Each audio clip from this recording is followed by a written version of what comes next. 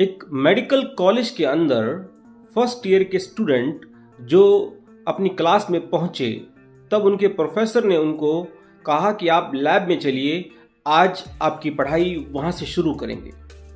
जैसे वो बच्चे लैब में पहुंचे, वहां पे एक टेबल के ऊपर प्रोफेसर साहब ने डेड बॉडी मंगाई और टेबल के चारों तरफ बच्चों को खड़ा कर दिया।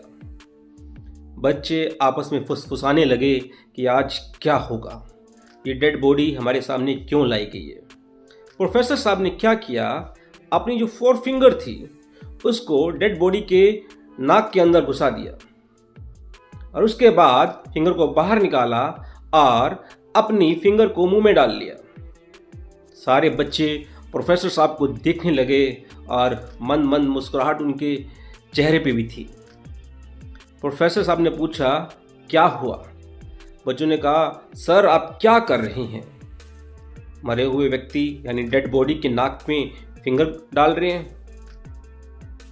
तो प्रोफेसर साहब ने उनसे पूछा कि आपने इससे क्या समझा? बच्चे सब चुप।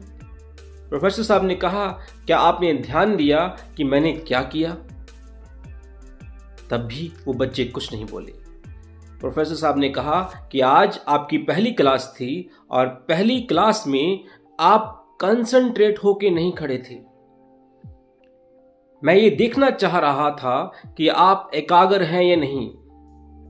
जब मैंने डेड बॉडी के नाक के अंदर अपनी 4 फिंगर डाली, आपने ये तो देख लिया कि मैंने ये फिंगर उसकी नाक में डाल दी है, लेकिन आप ये देखना भूल गए कि मैंने कौन सी फिंगर अपने मुंह के अंदर ली। मेरे कहने का मतलब कि आप पढ़ाई के वक्त कहीं और थे। आप देख यहां रहे थे, लेकिन दिमागी तौर से कुछ और सोच रहे थे। अगर ऐसा आप करेंगे तब आप मेडिकल लाइन में कैसे कामयाब होंगे। तो आज का सबक ये है कि आपने जब भी अपनी क्लास में कुछ भी सीखना है तो एकाग्रता का होना बहुत जरूरी है।